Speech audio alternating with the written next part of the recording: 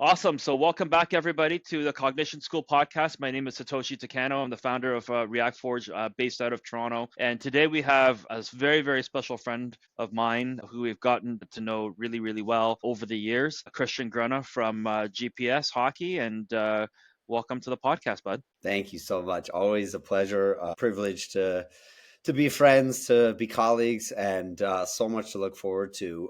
Our summer camp, of course, coming up, but it's like, oh my gosh, that's in 7 months or 6 months from now. So lots to do before then. But yeah, I wish we could spend even more time together, because you and I, it's like you said, we could probably talk on here for more than an hour. We could talk for days. So I'm excited to get this started.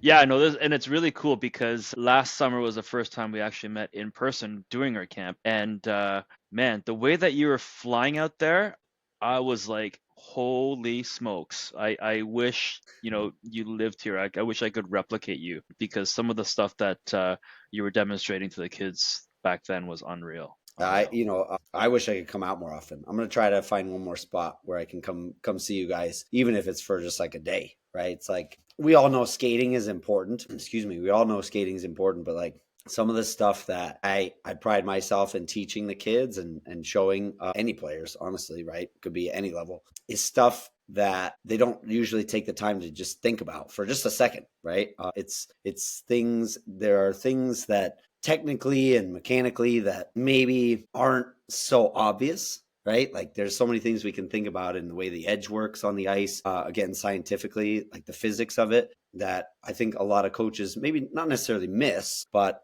in how you relate it to the player makes all the difference. So yeah, that's what I'm all about. Yeah. And just a little bit of background too, for the folks that aren't familiar. Well, I mean, obviously you could expand on it, but so you had a really great, obviously academic career at Shattuck as well. What was that like for you growing up? Yeah, I loved going to Shattuck. It was so awesome, like really formidable, right? It's just like it got me solidified in the game. It helped me understand the game to a completely different level. I only got to go for 2 years. I wish I could go for all four at the time. Right, this is a long time ago.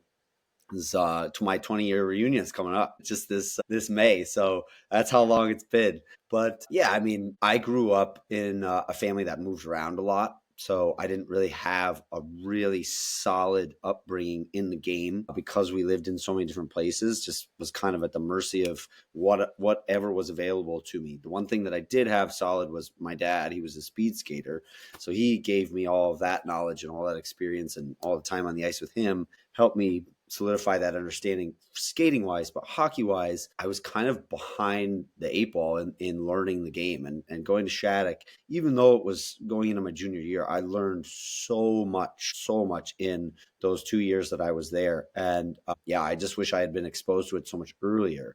But because of that culture there, and the compete level, the camaraderie that everybody has for each other, the support system, the coaching, I mean, we see it now. Right. Again, 20 years ago, it's hard to believe, right, that's how long that school has been, and more, right? Like 25 years, because like 99, I believe, was the first national championship that they had. Maybe it was slightly after that. I can't remember the exact year, but I want to say it was 1999 was the first national championship that they brought home. And it was just like steamroll after that. So yeah, being able to go there, and not just for the hockey, but for the academics and that experience of being involved in hockey almost as a class, right? Because it was, right? You practice during the day, and so many prep schools have now emulated that concept. It was really special. I'm so grateful. And even being a coach, right, it has such an impact over the way that I relate to my players, right? Because of the way that the coaches related to me, and the players that I worked with and that I played with while I was there. Like that experience was, again, formidable. Yeah. Was Crosby kind of in that time frame that when you were at the school, I or just missed him. Yeah, I just missed you him. just So missed him? yeah, he was only there for 1 year. He was only there 2003, 2004, or 2002, 2003, the year before I went.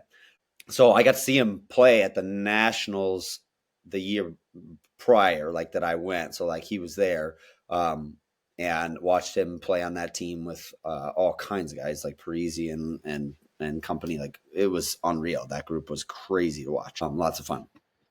Yeah, yeah. Obviously, like there's some really great coaching at Shattuck as well. Like who was your coaches? So I had a wonderful guy my first year, Murray Eves, fantastic coach. He was very intense. He is right of the Eves family, Mike Eves, Ben Eves. Like I don't know. I think Mike is his brother. Can't remember the exact familial lineage there, but yeah, he played pro hockey forever. So he instilled a new level of not just culture, but like consistency that I was not used to, right? And it was a bit of a shock. It was a tough it was a tough wake up call for me when I first stepped in there. Murray was fantastic. It was eye opening for me. All the things that I had to learn to kind of play catch up. Like I was always an excellent athlete, but the concepts of the game, spacing, timing, like all the things that you work on, like all the cognitive stuff, I didn't have that exposure to it because I just didn't grow up in a place where I could jump on the ice easily. I just bounced around so much. So jumping into that with a coach like Murray, who was like, okay, right, like this guy played pro. He's very old school. He has high expectations. If you're not going to meet them, you're probably not going to see the ice. And it was an adjustment, right? It was like, hey, okay, I need to play a different way. And you've met me. I'm not a big guy, right? It's like you don't necessarily need to be tall to play our game. We know that. Like you can be shorter. And one of the best players who I think is like one of the most underrated guys who was at Shattuck when I was there. He was, I believe, just a year older. He graduated, I think, in '04, is Ryan Duncan, and he won the Hobie Baker with North Dakota. And he's a perfect example of somebody who, and I'm bouncing around a little bit, but somebody who was shorter, who was extremely gifted and understood the game cognitively like nobody I'd seen to that point. Mm-hmm. So watching him play, right, being a junior, he was a senior, watching him play and seeing the things that he was doing was like, wow, if he can do it, I need to try to do that. And yeah, it's like the late Johnny Gaudreau and his brother, like same thing, not big guys, but using their brain and their skating, like honestly, like not just speed, but using their timing, their pacing, and understanding how to put themselves in the right spot on the ice. That was a big wake up call for me because I was always fast and I almost overused my speed, right? Like if that makes sense. Like I used it defensively, I used it on the forecheck. I was almost always the first guy in the puck. And that helped me get ice time for sure. But at other times, it put me into a corner where I was like, wait a minute, like I'm not really touching the puck that much. I'm not really contributing as much as I probably could if I just did what some of these other smaller players are doing. Slow down a little bit, see the game in a different way, right? Use the edges maybe to help find new space, not just always push the pace, right? So yeah, it was a wake up call for me for sure. But to see like other smaller players do that while I was there, that was huge. That was massive in my understanding of the game, and also, and again, how I coach as well. And like I know this is something that's big for you. Is speed is only a friend if you use it properly. It's like sometimes Exactly. it's your worst enemy, right? Sometimes speed kills, is what we say. Mm-hmm. Absolutely. Yeah, and and obviously like you've finished Shattuck, and then where did you go after that? So I was set to play Division III hockey at a nice little small school in upstate New York called Skidmore College. But my senior year, I had a back injury. So it's a spinal injury where my lower discs, the last two discs in my back were being shoved forward. And at the time, like this is something like very similar to like what Jack Eichel had gone through, a couple other players have gone through, and this is again 20 years ago. And I was 18. They were like, hey, you could have disc replacement at 18, but you're going to lose 40% of your mobility in your back. And I was like, well, that's not going to happen. I was like, I can't do that. And they're like, well, you can play, but there's a really high risk of you getting hurt to an extent where you won't be able to move properly. Not really like, a paralyzing type of thing, but like, almost like you're not going to be able to walk, run, hike, bike, even like regular movements. So I had to make a very difficult decision going into my freshman year to play Division III college hockey. And I just said, this doesn't make any sense. I can't take this chance. And I had to step away. It was very tough. It was a really hard decision to make because I love the game so much and I spent so much time, right, and so much energy and effort into getting to where I was. I skipped juniors, right? I got the chance to play college hockey right out of prep school. because I would say a lot because I am such a good skater. The coaches noticed it. They were like, yeah, you can jump right on the team. You'll be effective. It'll be fine. Right. Like, and it was a little bit of a different beast 20 years ago. Right. Like Hmm. now, just to play Division 3, you have to play juniors basically.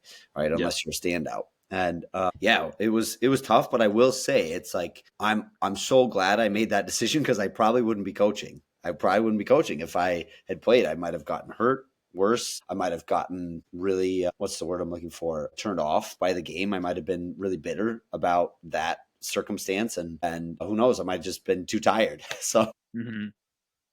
it was a blessing in disguise. It was hard to swallow, hard pill to swallow at the time to step away from the game.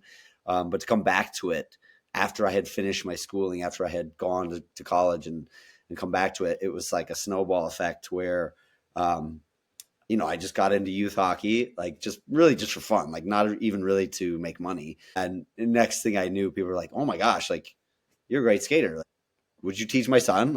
Have you ever thought about doing this?" And then all of a sudden, it was like, boom, here I am. A few Hmm. years later, starting my own business. So, yep, That's yeah. Typically, that's how it starts, right? Like right, you're just doing it out of the goodness of your heart for someone else, and then all of a sudden, it's like, oh, like, can you train my kid? And can you train my kid? And yeah, that's how it started for me as well. yeah, So right. Same for you. I remember, right? Because you were doing it with your son, right? with my son, yeah, that's it. Yeah, Crazy. I yeah. love it. So when you quit, or when you're no, not when you quit, when your career ended Yes. in hockey, did you still stay at the school, or did you go to a Yeah. different school? You Yeah, no, did. I Okay. stayed there because so I only was considering like 3 Division 3 schools, and I this was my Skidmore was my top choice. It's a really nice school. The only negative is their rink is not on campus. They have a nice locker room that I think they just added the last couple of years, so they've upgraded, but they could use their rink on campus. So if anybody from Hmm. Skidmore is watching, there you go. You need a rink Yeah. on campus. And where? It's in probably the most beautiful part of upstate New York, Saratoga Springs. It's Oh, so yeah, yeah, yeah. Okay, I know where oh, that it's is. gorgeous. If you've not had a chance to stop through Saratoga, here's your tourism check. Go check it out. It's awesome. Obviously during the summer, right? They have the horse races and such. That's That's what it's right. famous for, right? But Right, right. it's a beautiful town. It's such a cool spot. Great school. Yeah, so I stayed in school. I stayed at college. I studied theater. That's where I got into the whole acting thing. So I did that for my undergrad, and then I went to grad school, and I went to Russia for part of my grad school, and that was awesome. So when I was in Wow. Russia, they so much of what they do artistically is ensemble based, so like group training. We did ballet, we did acrobatic work, we did like rhythm work, like if that even makes sense, but like there was literally a Hmm. class just called rhythm, and it was like you're you're understanding how to keep multiple rhythms like in your body, in your brain, like count at the same time or count a different rhythm than like you're stepping, which is harder to do than you think. Juggling, like things like this. So that whole experience of being in the theater and acting and working in a different setting, that's another thing that I bring into my coaching that I would argue probably no one else has, right? So Hmm. there may be a couple guys who have dabbled in it, but I have 2 degrees in it. So my experience on the stage and working theatrically, I bring a different perspective to athletics, right? Where like not even just hockey, but like what is your role on the team? Right? We all know that. We've heard that before, but like that takes on a different perspective, like say in a movie or in a piece of theater. Like you literally have a role, right? Like Hmm. some people have more lines than others, right? Some people are leads, some people are supporting, right? Some people have like 2 lines. You're just as important though, right? It's like you can't, unless you're doing a one-man show, which I've done before, which is a whole nother beast. It's like unless uh, you're going in on yourself, like you have to understand there's so many pieces here to whatever puzzle you're putting together. You can't just play the game by yourself. You can't just do the piece of theater by yourself. There are always more things to consider, more people to consider, and you have to be present, willing, open, available. And the whole artistic experience brought a different perspective to me in my coaching, especially with kids too. It's right. Like, Hmm. I think we get pulled away very easily into like, there are systems in our game, right? There's systems, there's strategies. But one of the things I like about your approach is like, the systems and strategies they're a form, right? But we necessarily have to break out of the form, right?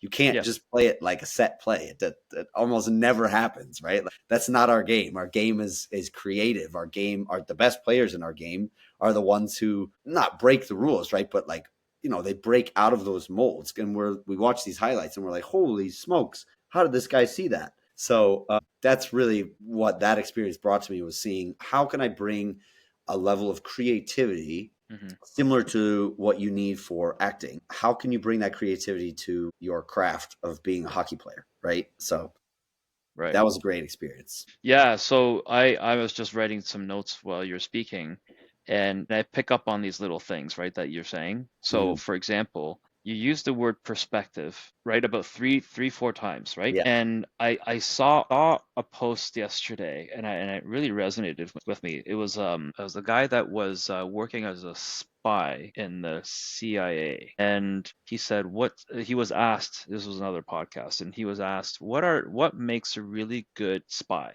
What's the one thing that would make a really good spy? And his answer was knowing the difference between perception and perspective. And perception is when all you care about is yourself and how you see the world. Right? Versus perspective, which is perfectly, like you articulated it really well. Perspective is through the other person's eyes. And as I'm listening to this thing, I'm like, this is how arguments happen.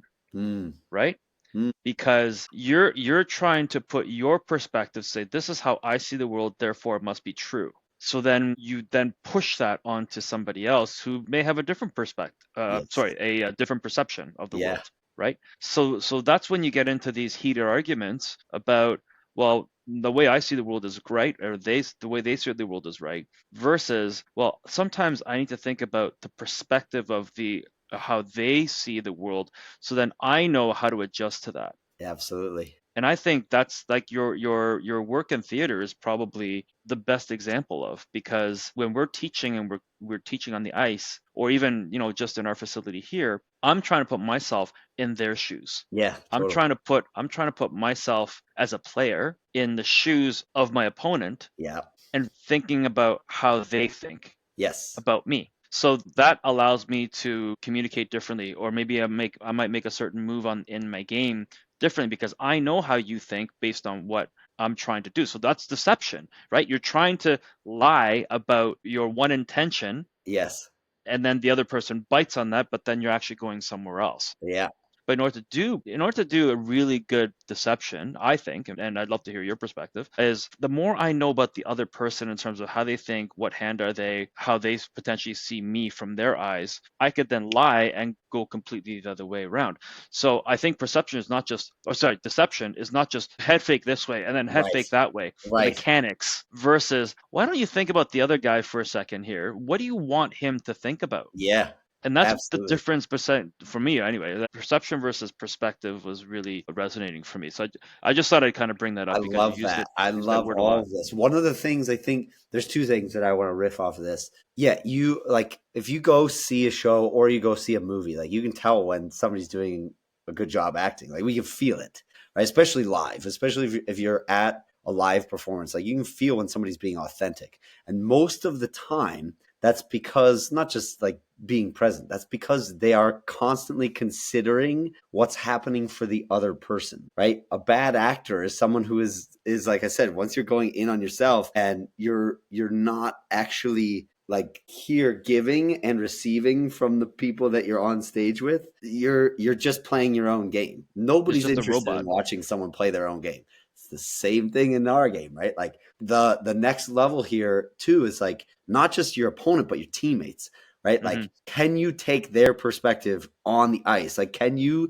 take the perspective if you're off the puck and your teammate is on the puck, right? They have the puck. You need to take their perspective so that you can get open for them. And this is a huge problem with youth hockey players, massive problem, right? You need to get the space so you can give the puck to me. No. I need to get into the space of your perspective so I can help you move the puck, right? Not just give it to me. Like, oh, I don't care that you have two guys in front of you. Find a way to get it to me. Never. No. So how do we change our perspective, like you said, to our opponents, to our teammates, right? So that we're constantly manipulating the game in a more complete fashion instead of piece by piece, right? We see the whole, we see the entire thing open up, right? Like one highlight I'm thinking of that because I loved it was Kucherov, and this is against Red Wings. Sorry, Kucherov showing like he's gonna pass it back. Kane puts his stick back. He's like, okay, but Kucherov's momentum is still coming towards the net, right? He's on his backward inside edge. He's like, hey, I'm gonna move it back here. Kane's stick moves. He says, okay, I'm just going to give it a little toe drag, toe pull around. He sees, probably not consciously thinking, maybe he did. Maybe he recognizes it's a forward. Maybe he recognizes it's DeBrincat. He's like, oh, that's an easy fake here. I'm going to continue my momentum in that direction to show DeBrincat I'm going to the outside, right? Then I'm going to use my skating. He uses a nice little punch, gets his inside edge to cut, and he has that whole lane on the inside, and it looks like it's so easy, right? But it's because he's constantly selling the information to, hi, I'm going to move the puck this way, Kane. Nope. Hey, DeBrincat, I'm going over there. Nope. I'm taking the opposite space from where I am looking, from where my momentum is headed in the moment just prior. So, I think, and I remember that exact move, and I was like, wow, like that's incredible. Like that's really thinking about the other player and selling all of that at the same time. And I would bet he's probably thinking about that kind of thing in slow motion, right? Like he's like, oh, I'm gonna put it over here. Okay, I see it coming over here, and I'm gonna pull it back this way. And I would argue he's probably, in my opinion, he's probably the most deceptive player in the game right now. Like we think about McDavid, we think about McKinnon, but like the way Kucherov plays, like if we really watch him, he doesn't rely on speed. He doesn't rely just on like force, right? Like he really plays the deceptive game. And I think it's because he really understands this concept of, I am seeing this game from so many different perspectives. Right. I think I'm pretty sure Cooper said something on this. I'm pretty sure John Cooper said something on the fact that like he's never seen another player like Kucherov who understands if this guy is over here, he can manipulate the play based on just the fact that he has another player over there. But the thing that you don't realize is that Kucherov recognizes he's got two more guys over here to change the whole perception that the defensemen have of where he's going to move that puck. Yes. Yes to all of this. Yeah, I think magicians all know this, right? It's all sleight of hand. Yes. Right? You're showing something over here, and I've seen some really good posts that kind of show the behind the scenes of these magic tricks. Awesome. Like, oh my god, right? Like that's how it works. I mean Kucherov, like watching him is almost like that type of individual, that characteristic of, hey, look at my hand over here. I'm gonna put it over here for a second. But in the meantime, I've got a whole bunch of other things going on over here, and you're watching over here. Yeah. And then he pulls it out, right? Like, it's fascinating. To me, it's more psychological warfare than just physical and force. Yeah. So I find that Kucherov is a fast skater too. Don't get me wrong. But, right, and that's the thing people don't realize. I'm like, they ask me who's the best skater in the NHL. I'm like, guys, there's so many great skaters in the NHL. The coolest thing and what I challenge people to watch is like, don't just watch for speed. Watch how the players utilize their skating to manipulate the game. And we always talk about offensively. Like, let's be real. Like, we really cheat this concept to offense. But watch defensemen do the same exact thing, right? Like, we can go back to Lidstrom, we can go back to these guys from, back in the day, but I think it's even more impressive to me if you can manipulate defensively, right? Like without the puck, if you can utilize your skating to force a player into a bad spot, right? One of the things for me that is super important and it's key defensively is the ability to stop and start on the same foot. So a lot of players are so used to 2-foot stop, crossover start. Not necessarily bad, but if you can't stop and start on the same foot, you're automatically allowing the other player to take advantage of this movement of, I've now placed my weight on my outside edge, which can be fast for sure, but I'm exposed a little bit. And as soon as I shift my body weight over, that's going to turn my shoulders, right? That's going to turn my weight over here. You Mhm. see that happen so often where offensively a player will escape towards the wall. One player, like the defensive player, will hit a 2-foot stop. They'll do a crossover, and then the other guy the offensive player goes back the other way for the second escape. Toast, you're done, right? As opposed to if you stopped on the 1-foot inside edge and you didn't overcommit with that crossover, you might be able to stop again on your other outside edge and the other foot, come back, and he's done, right? Like you're still with him. And again, if we can see these little tiny little mechanical things be used to manipulate players, like it's huge, it's massive, and it's not as simple as saying it's just the technique, it's just the mechanic. It's the combination of I'm able to plug my brain in to say I need this mechanic in this motion or in this circumstance to properly manipulate this player in the way that I want. Keep them to the Yeah. outside. Keep them from coming in. I think we did one drill. It was similar to this, right? Like we did one drill. I can't remember what it was, but we were talking about like protecting the puck on one side versus the other. Do you remember that? I We do. could like Yep. go back and dig through the videos to see exactly what that was. But yeah, I remember Rio was like, he was like, "Oh yeah, it's way easier on this side than it is on the other side." And then we kept breaking it down, and like I that's what we remember call that one. one. Yeah, Yeah, yeah, yeah. Because I realized that over the years, as I'm watching a lot of players practice, that why is this particular player good going one way and not the other yeah, way? mhm, And then you realize, wait a minute, there's really four different combinations, right? You got a right-hander on a right-hander down the right side yep, with a left-handed hmm, defenseman, or you got the opposite of that, yep, right? So you're both on the strong side, right? yes, But then you also have potentially the flip side of that, which is you got potentially a left-handed forward with a left-handed forward with a left-handed defenseman. So now the blades are on the different sides of the right, ice, right? So then how does that impact it? Or maybe they're both lefties, but they're both on the weak side, right? right. So that could happen, right? And then obviously there's different combinations like that. But you're right. It's because all that defenseman has to do is just kind of flip over his stick and he's done. Yep. So yeah, I remember that exact one for sure. I'm gonna see if I Yes. can even So pull it good. up. So good. But I think the more you understand it, it's like, oh, this is why I'm better coming down the left side as a right-handed shot, like Yeah. coming down the weak side. But it's not just that. It's the fact that you're going up against usually a right-handed defenseman, Yes. right, whose Yep. top hand is left, Is left. Yeah. and yeah, and then so you just feel like a lot more confidence selling the outside. So then the right-handed defenseman is going to go towards the wall, Yep. but then he goes the other way, and he's now completely caught because now he's got to go the other way, right? That's exactly right. Yep. That's it. Yeah, yeah. So I remember that one, and even Rio was like, yeah, that makes perfect sense. I love it.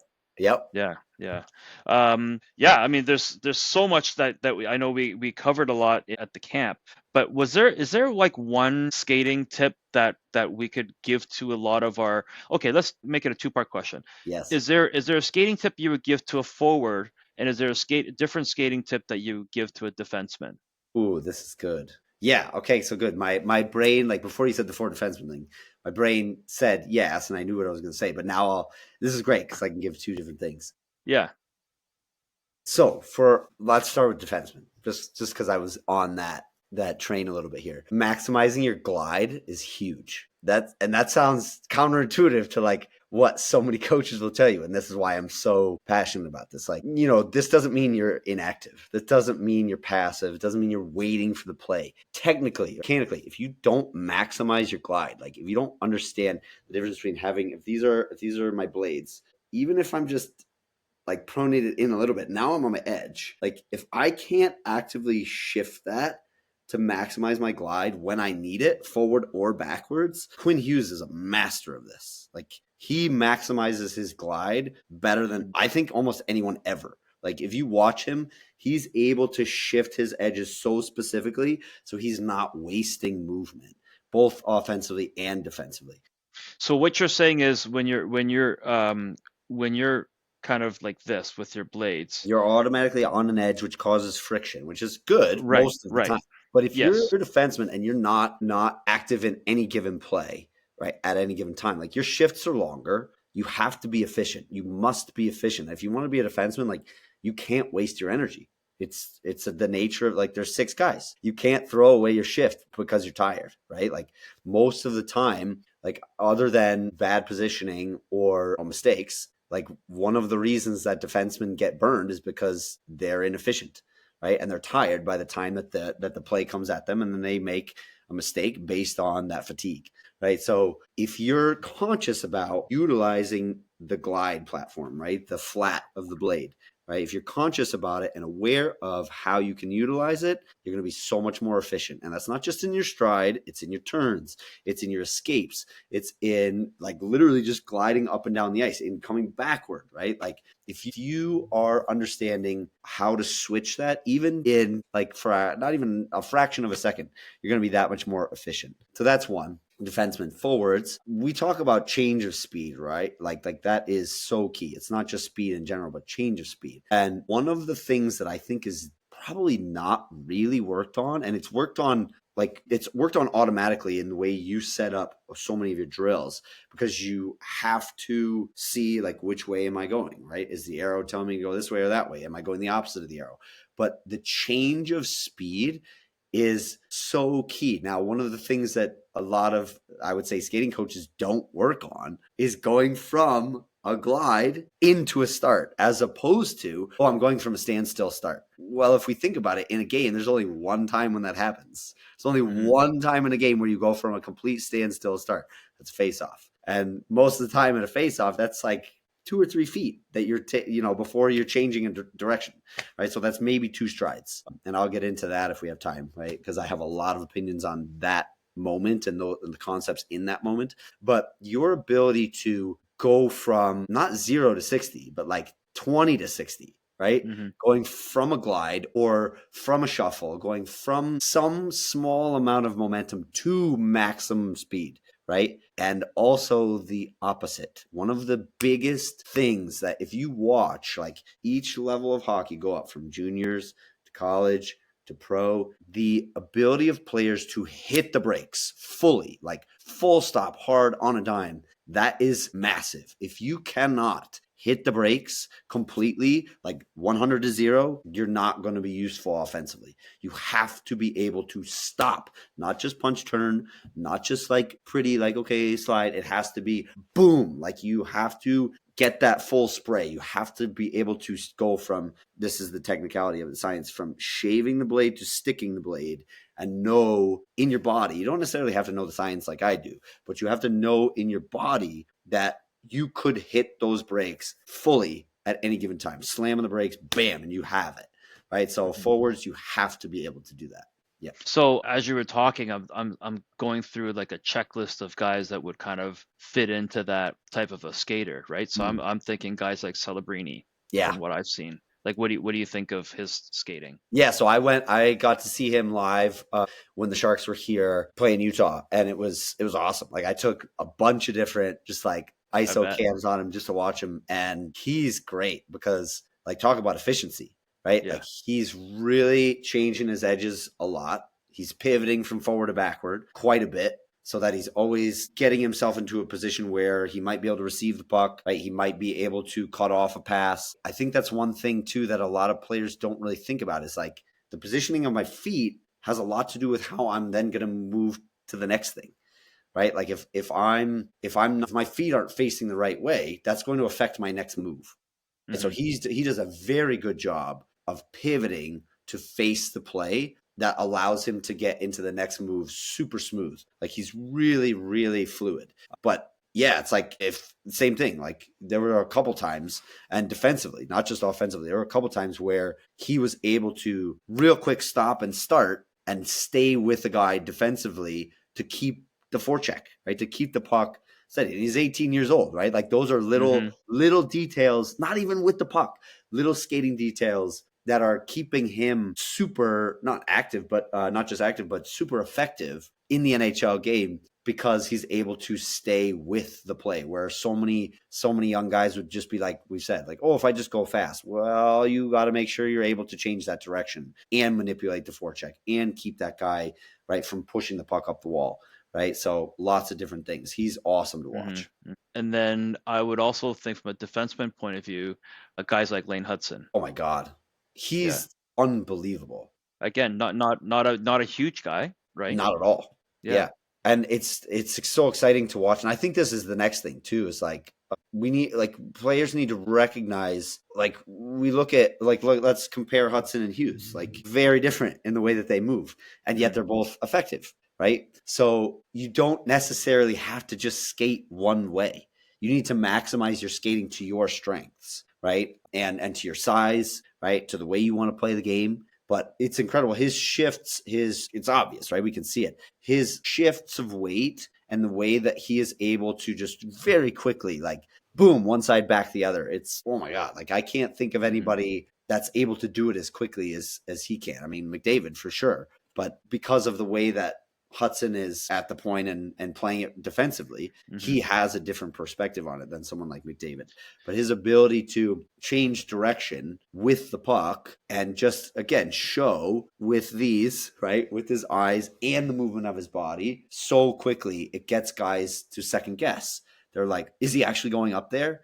Right? Yeah. So I need to block that pass. Oh, he's not. He's going to continue that way. Right? I would say, like, you know, if as guys begin to study what he's doing, you'll see more players utilize that, but you'll also see, right, guys start to try to learn from his habits so they can play him stronger defensively, right? Like, oh, he likes to make this certain move. We all have habits, right? That we learn, hey, this move works, I'm going to use it again and again, right? And the best players are the ones that go, oh, how many habits can I stack here so that I don't just have 4 tools, I have 40.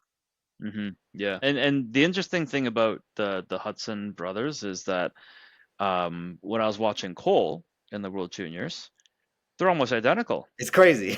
It's almost like you couldn't even tell the difference for a No, while. you I'm can't. like, wait a minute, who am I watching here? So what that tells me is that, okay, there might be some genetic whatever, Yes. but let's assume that they trained together, right? Growing up. Yeah. Like when you see like that type of, mimicking of each other's types of moves, you have to come to a conclusion that, okay, maybe they're getting, trained this way. Now, I don't know any of, how they train or who they train with or anything like that. I'm just guessing, but it definitely could be learned, right? Yeah. That if you study enough and put yourselves in their shoes of how they're developing and what skills they need to work on, I don't think it's not that far off that highly skilled player could eventually pick up those skills. Absolutely. And like they probably, it's like, especially younger brother to older brother, they watch each other and say, they see what works, right? It's like, I think it's great that you did pull out the genetics thing too, because like I said, like the kid who's 5'8" isn't going to skate like the guy who's 6'4".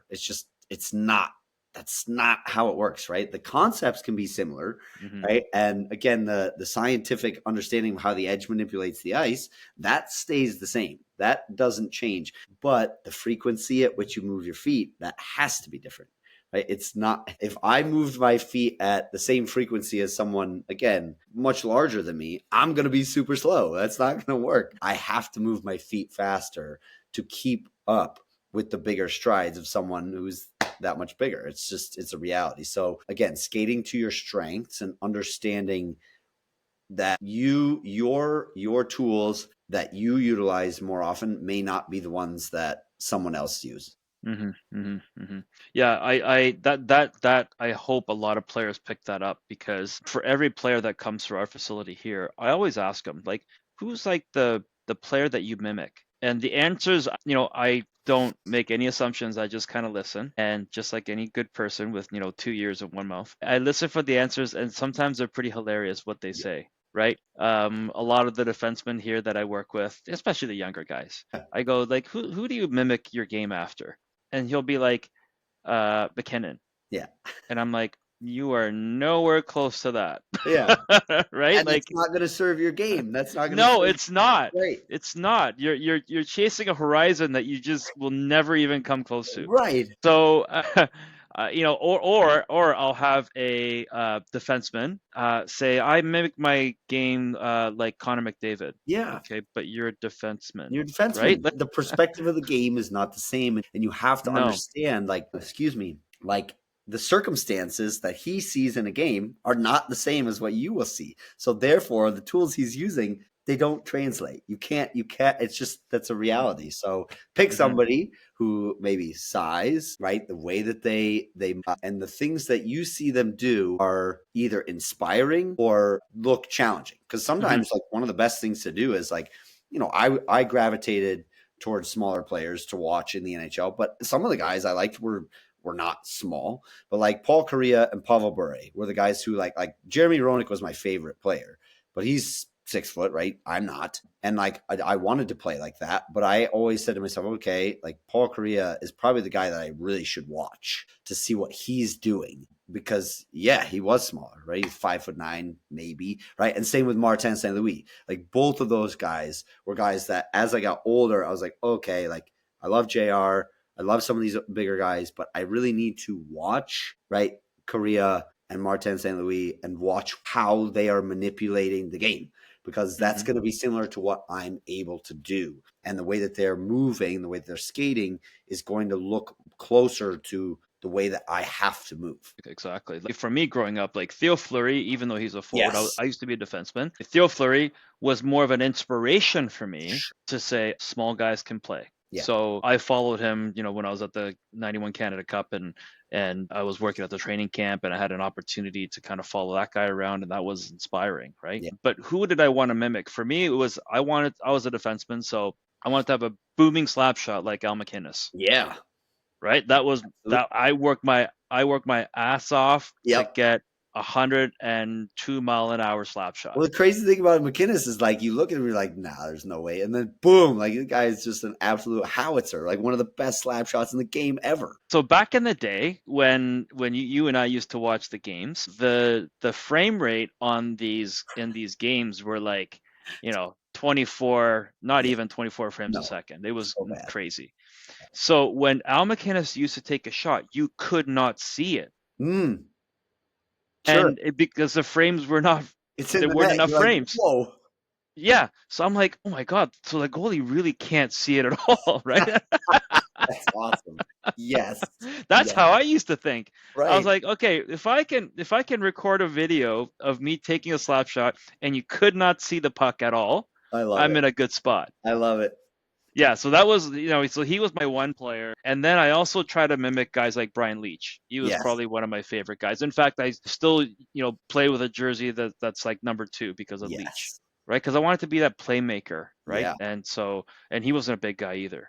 No. So those are guys that I probably mimicked growing up, but most influential, I'd say was Theo. And I think we all kind of need those heroes, those hero players that we can model after. They're not always the greatest players in the game, but it's someone that you can relate to, and who knows, you might bump into them one day in real life. And like I ran into Fleury when I was 16 years old. I was like, oh my God. Yeah. So him and I took a photo, and you've probably seen it online, but it was just him and I, and we're both 5'6". Yes. Right, standing next to each other. It was fascinating. That's so cool. Yeah. So yeah, I mean, obviously, like having those types of influences is the other thing that I always look at is how technology is evolving, right? And seeing how we can use that to our advantage. Yeah. So, for example, like I have, I mean, this is all public information, right? So if you go on to like NHL.com, you can look at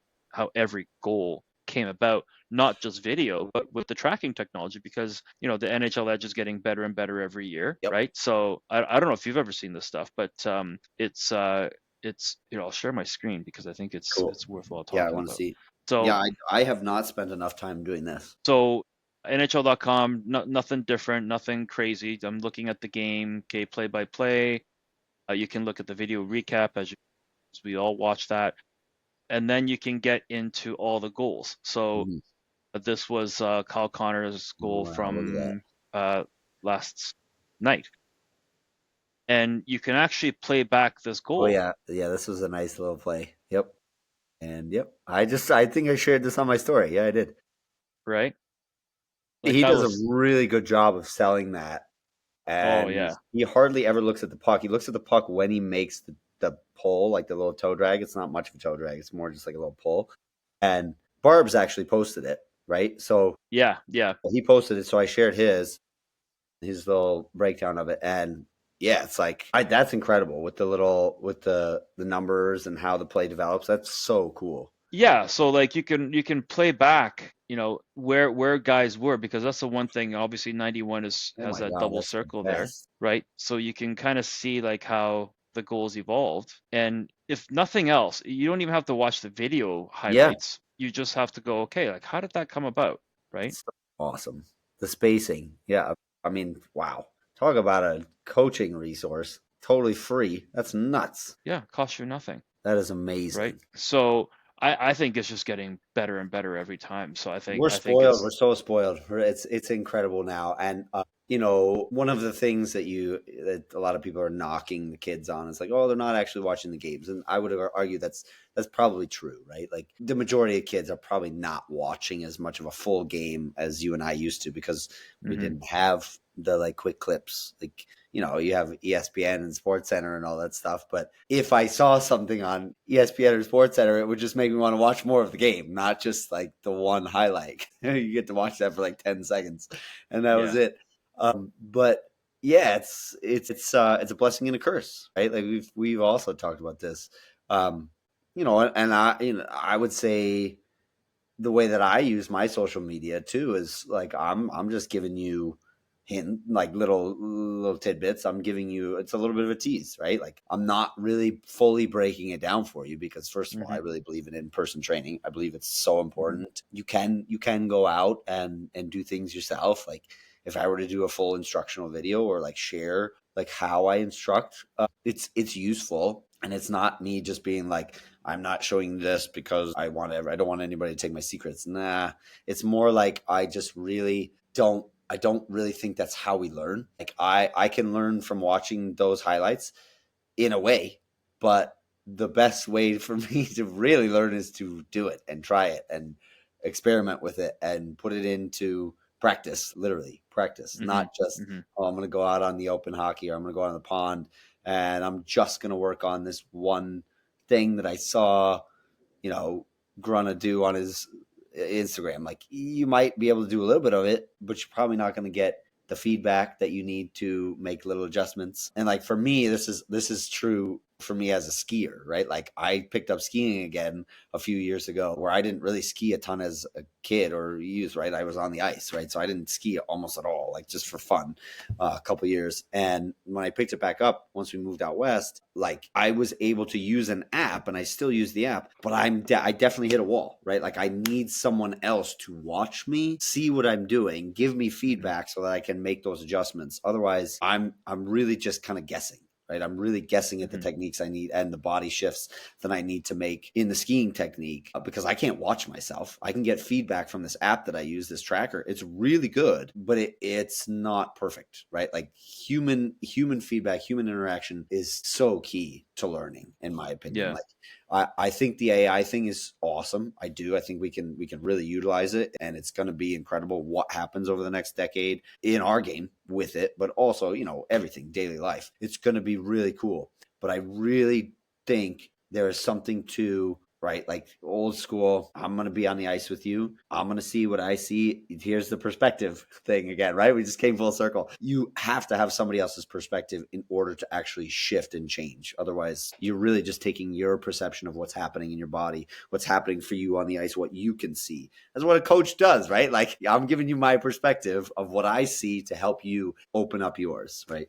It's that simple. Yeah, no, I totally agree with that because I mean, Instagram and social media, like it's everybody's got their own perception of their world, right? In Yeah, terms of how to use it. And, and there's no right or wrong. Everybody's free to do whatever they want. In my case, and probably it's the same as yours, we use social media to inspire people. that's it. Yes, that's it. To inspire people to then take the next step, whatever that may be. It might be a DM or get some information That's it. or register for the camp that's upcoming or whatever the case may be. I don't, from my point of view, is it's not a free education platform That's that it. I'm just going to spew out all day every day and then Yeah. hope that eventually somebody pays me for that content. That's not going to happen for me anyway. Might No, happen for ditto. other We're the people. same. So obviously, like TikTok in the U.S., like they have their creator plan and program where you get paid to upload content.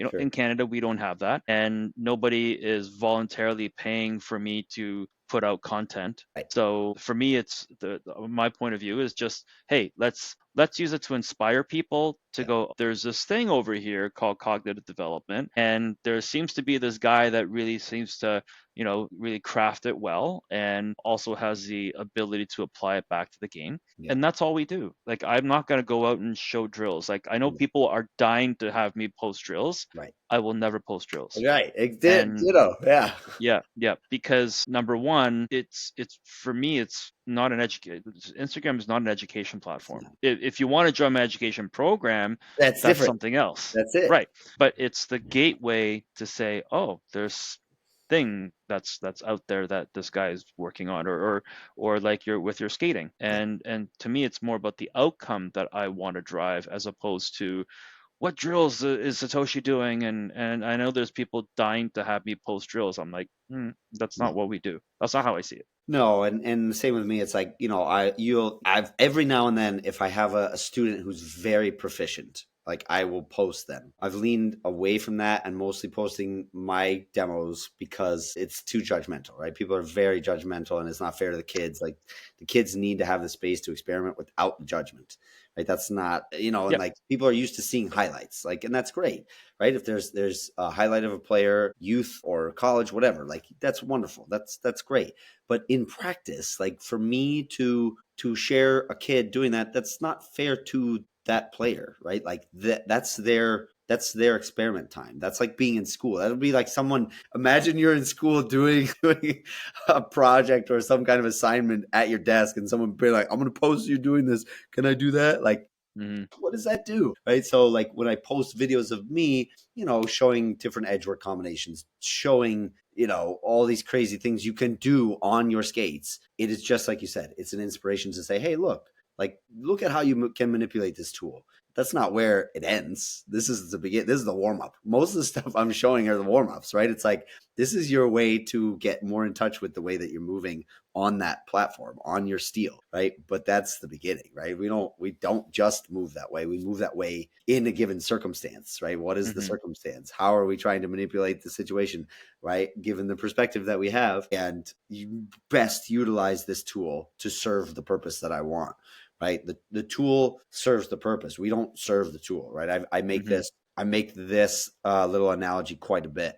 Figure skaters are in service to the tool. Right. Like, the tool and what you're doing to it, with it, is what you're being judged for. They're not reacting to. It is a plan, right? It's a program. And it's artistic. It's beautiful. It's fantastic. I have so much respect for figure skaters. It's nuts. Like, the things that they can do, insane. I can't spin more than once. I can't jump like that. My brain won't let me. I get too dizzy. Probably too many conkies. But the stuff that they do is incredible, but it's not the same. I say this, like, again, in full respect. It's very important that we understand the tool serves us, right? The edges serve us in the given circumstance of the game. If we're thinking about what we're doing with the tool, you haven't really mastered that relationship of your brain to your body, right? Like, Kucherov isn't thinking to himself. It's reactive, right? It's active and reactive, right? It's in his body already to understand, I need to use this technique here to make sure I don't wipe out, to make sure I can actually get into this new space, right? So things of that nature are so important to me, and that's this thing that we talk about. There is no separation. There's no separation. 100%. So you talked a little bit about turning your skating kind of passion into a business. At what point did you kind of make that jump to go, you know what, this is something I need to have structure, I need a system, I need a program? How did you come up with this? So, like I told you, right out of grad school, I kind of just like eased my way into the game, snowballed. I got hired by a group that's out east to be their like power skating guy. So I kind of saw how they ran their business, and they're huge. That's a really, big franchise group. But when they were utilizing me, they were utilizing like me as kind of like, this guy has his own curriculum. He does his own thing. You sign up for his camps with us, right? So I was kind of already handed kind of a blueprint for it. So I was really lucky in that sense. Mm-hmm. And I understood very quickly, it's like, there's a lot more that goes into this than just like, oh, I need to have everything that I need for on the ice. Like that's the easy part. That really is. That's the easy part, right? Like one of the biggest issues or one of the biggest obstacles we have is the ability to communicate, hey, I'm holding this camp. I'm holding this clinic, this training opportunity. How do I communicate that to a client base? We're also super lucky. We have social media.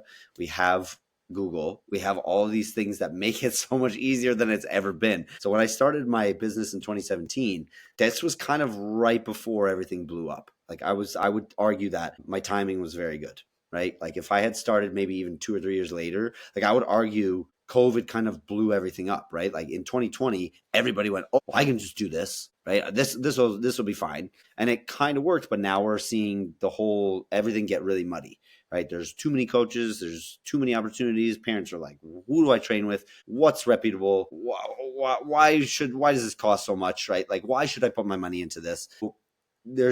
There's a couple things a couple problems you need to solve. You can't just do this because you want to make money. Not how it works. Like you are the same way. You started this because you had a passion to teach your son and his teammates, his friends, how to be better hockey players, right? Like the money thing is secondary, right? Like Mm-hmm. the profit is secondary. You have to have a goal. You have to have I'm missing the words right now. An inspiration or something that you're driving at and that you're going to communicate to your client base to say, hey, right, I'm teaching these players because I am inspired to make them better at XYZ, right? So for me, like I need to make you a better skater so that you can play the game better, not just for the sake of making you a better skater. Technique is just the beginning, right? Like you have to understand that what you're doing here for the skating is going to serve you there in the game. So communicating that in a mission statement or whatever you want to call that is huge. It's huge for you as the business owner and huge for your clients or anyone interested in working with you. If that's muddy or that's not clear, people are going to say, why am I going to work with you? What are you going to do for me? What is the thing you are actually offering me? If you're not clear on what you're offering, and if that's not that much different than the guy next to you, you're not going to have a product to sell. So simple, right? Like we're not selling an actual physical product. We're selling a service, right? So if our service is not unique, nobody's going to buy it, right? Like it has to have a different perspective on it than the guy or the guys, the girls, whoever next to you to say, oh, my son or daughter could really learn from that. I think that's valuable, right? And then when they do it, you have to execute that. You have to have a plan to show here's my mission statement and here's how it works in practice. And now your son or daughter can use all these things that I'm teaching them, just like you would in school. You can go home, you can do your homework, you can continue to train it, build on it, and now you've just utilized the service to your advantage. Right. So The one thing that I really kind of respected with what you're doing is really building your GPS hockey brand. And it's a very strong brand that you've developed. And obviously, you've got your logos, you've got your jerseys, you've got your apparels, you've got everything that just I don't know lines up where I pull perfectly. a lot of that inspiration from. You're gonna love this. Is racing. Like Ah. if you think about like not just F1, but F1 does a great job, right? That's why it's so successful. That branding is nuts. The branding and racing is nuts, right? Like the apparel, the colors, the designs, like so much of what like makes F1 what it is and all those teams is like it's not just the cars, it's not just the drivers, it's the brand. It's like, ooh, I want to wear the Ferrari, right? I want to wear the prancing horse. Like I love this brand. So you have to show it in a similar way and you have to have an aesthetic, right? Like Mercedes is such a different aesthetic than Ferrari. So different. And they own that, right? Like, right. The silver versus the red is a real thing. So yeah, I think I pulled a lot of that away because like that was subliminal for me with my dad being in racing and like growing up and seeing that, like not so much just with hockey, like really in seeing how racing utilized their branding and like all the colors. Like that's where my colors come from. It's inspired by golf racing, right? It's like it's different than just what we see in hockey. So you've got to be really specific about what your brand looks like, what your, I don't just mean colors, but like, yeah, what is your aesthetic? Like, and that's an art thing, right? Like there's way too many like hockey guy logo, right? Like that's, you got it, right? Like, come on, right? So I have something a little bit different so it sticks out. So somebody goes, like you said, like GPS, like it's really easy to remember and the colors are different than most. And, it's like it sticks. So, Yeah, yeah. And that's great because we could talk about branding all day because it's something that we live and die on here where like we're not called ReactForge hockey, right? And that's by design. correct. And from day one, I said this is not just for hockey. And so obviously hockey is where we started, but that is not just our long-term plan. And but yeah, like we get inspired by within racing as well. We look at ourselves as a Formula One team, like we even put Yeah, stuff on our that's sleeves over here, exactly right? right. So the initial thought was we were gonna put all of our supplier partners Yeah, like on this stuff like a race team, but yeah, then I'm like, wait a minute, no, that's not that can't be right. If they're paying me to put their name on it, I'll do that, we're good. Yeah, right? But wait a minute, I'm like, wait a minute, I'm just a user. Why am I putting money to put a supplier, whatever, a company XYZ on here? correct. So yeah, after a while, you kind of have to get business smart. Yes. And I think that's important because I get that everybody wants to brand Mhm. themselves and make it look like they're a big organization, and that's great. Here, But I at love the you same taking it here. time, Yeah, keep yeah, going. but at the same time, you need to be business smarts. You need Hmm. to have someone with a financial background to go, wait a minute, we're What going to about offer this? this type of value Yeah, in return for the money that they're going to pay us. that's And exactly right. so it's similar to a race team, right? Yeah, that's exactly right. And I had taken a couple of videos of myself, and they, for whatever reason, the audio didn't work. It was just me speaking to this concept of, here's the thing. It's like, what makes my brand maybe a little bit different than some others that are similar, right? Where groups will travel around, they'll offer camps. I'm at every single one of my camps. Like, it's called Grunnah Power Skating, but it's also GPS Hockey School. And I take a lot of pride in the fact that, like, I'm going to run it. Like, I'm going to be there. I am not the product, but I am giving you the product that is the service. Like, that is like probably the biggest question I get on Instagram. People interested in signing on my camps, they're like, "Are you there?" I'm like, "Yeah, I'm there." I don't, it's not a lack of trust that, like, if I train someone, they're not going to be able to do it. It's got my name on it, right? It's part of the business model that I am there to teach you all of these little details, right? And I love that, right? Because yeah, we could blow it up. Like, we could blow it up and make it this huge thing, and like GPS is here at the same time as over there, but I just don't think you get the same quality, right? I don't think that's the model that serves us as well and serves the players as well these days. Like, you're going to lose something in that. You're going to lose something in that. So camps are smaller than most. Like, my camps are not huge. I don't have a boatload of kids on the ice because I cap it. Because I'm like, the kid isn't getting as much out of that. I'm not getting as much out of that in terms of the relationship that I'm creating with the player and more reps. Like, these players are getting more reps. Like, we changed our camp for next summer. Like, we cut it down. We said, wait a second, we don't want to sacrifice quality here. We want a smaller group so we get more reps, more quality, more coaching, more opportunity for the player to train at the highest level with the most feedback possible. Like, that is the model. You can't just overload. You can't just be like, okay, I'm gonna do 40 kids. You're losing something when you do that.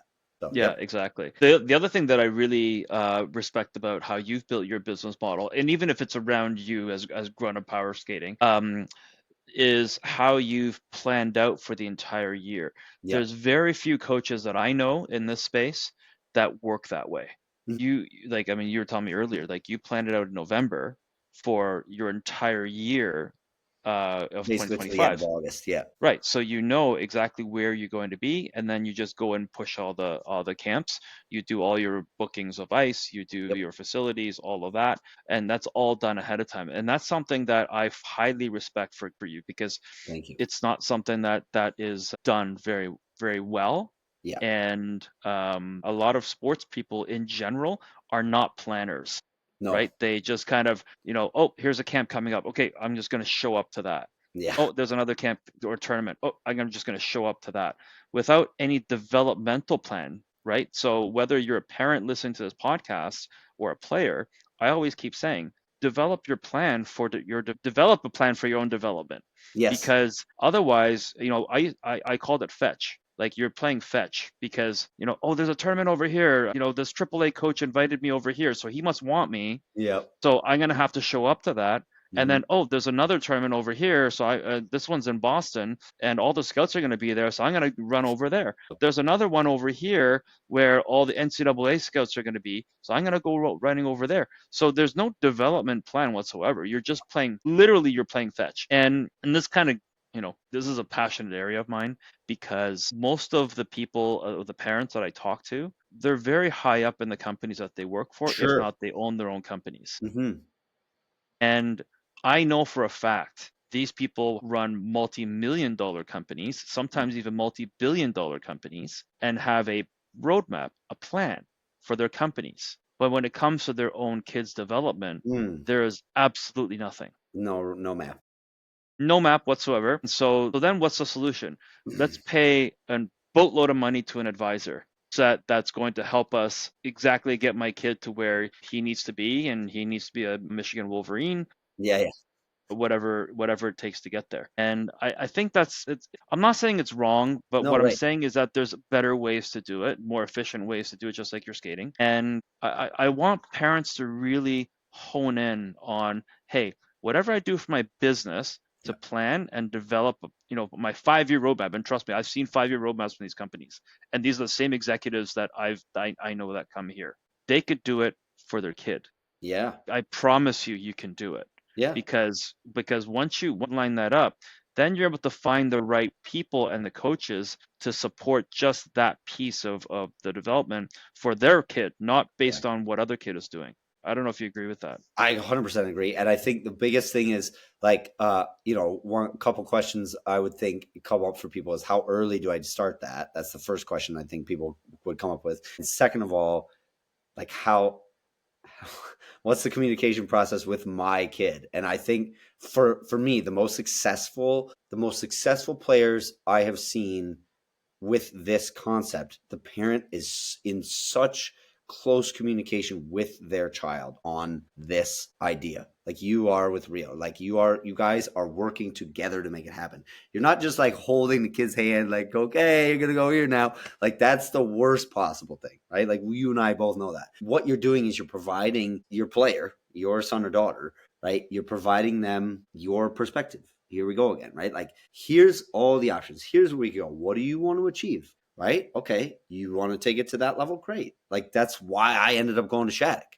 My dad was like, this is here. Like, this opportunity is here. You can do this, but you have to agree that this is something that you really want to do. And you have to put in the time and the effort, and it's going to push you to another level, and it's going to be really hard. How much do you love the game? How much do you love academics? Like, is this a sacrifice you want to make? Right? So it can't just be, right, mom or dad being like, okay, I drew out this map for you. Here you go. It's like, no, sit down with your kid, ask them. And I would argue like this probably happens to me. This is what I think. Once your player has finished their second year in the US, like I still go off of like the old squirt, Pee-wee, Bantam, and like I don't know what it Yeah, is in Canada, Adam. I don't know how it works, Adam. but Yeah. like, yeah, once your kid is going from 10 to 11, right? Like you can start to kind of take it seriously if they want to, right? Like doesn't mean you need to map it out all the way through, like to like, okay, you made it to the NHL, but like try to sit down and see, like, do they really love it to the extent that they want to devote a lot of time to it? Or is it just, a hobby? Is it something that they like to do because it makes them feel good with their buddies? Whatever. That's going to help you understand how to map that whole thing out. But if you don't map it out, yeah, you're going to be like, oh my God, what camp do I do this summer for him? Oh, one of the funniest questions that I think that I get is like, hey, do you have any recommendations for other camps? I'm like, no. Like every now and then I'll be like, yeah, like I have a friend or I have a buddy, and like, I'll push people, and sometimes they don't like the answers because I'm like, you got to travel, like you got to go up to Toronto. I'm gonna say the things that I really think. It's like it's not the camp that's in your backyard tomorrow, right? Like you said, like that is probably one of the biggest issues. But again, the most successful young players that I've seen, it's like the parent is the driver, or like they're the chauffeur, but the kid is the one being like, I want to go there. Can you help me get there? Can we build this plan together? Like I have one client in particular, like he's just gotten interest from the National Team Development Program, but that's because the kid, not just the dad, the kid is driving the map. He is saying, I want to go to this specific school. He knows where he wants to go, and there's a pretty good chance he's going to end up there. So it's not just because mom or dad has given them the opportunity. It's because the kid, the player, is saying, I know what I want. I'm going to map it out. I'm going to do the work. I'm going to do all the extracurricular. I'm going to watch the games. I'm going to study myself. I'm going to study the NHL. I'm going to study all these players. I'm going to learn. And I'm a student of this passion that I'm trying to achieve. I'm not just going along for the ride, because 99% of the kids go along for the ride because mom or dad signed them up. They're good enough. They're talented enough. And they just go, let's see what happens. So that is a huge difference. I couldn't agree with you more. Yeah, I've definitely seen that as well, where the kid just shows up and he has no intention of wanting to be there. No. So, No. and I've actually, turned away people here where I said, you know what, I get it. Your kid is playing AAA today. And at the same time, he's trying to tell me he wants to be a Michigan Wolverine, but he's not putting in the effort. So I'd say, okay, like we need to figure out exactly what he wants, because otherwise he or she might be telling you what you want to hear, but is not willing to put in the work. I'll give you a simple example, right? Like, and we see this with hundreds of families. So let's say the kid says to the parent, "Hey, Dad, I want a dog. Let's get a dog. I'll take care of it. I'll feed it. I'll take it for walks. I'll take it, in minus 30-degree weather. It's like this little guy over here. Yeah, right. Like I'll pick up the poop. I'll do everything. I'll do anything the dog needs me to do." So then the dad's like, "Okay, let's get a dog." And then guess who looks after the dog? Dad.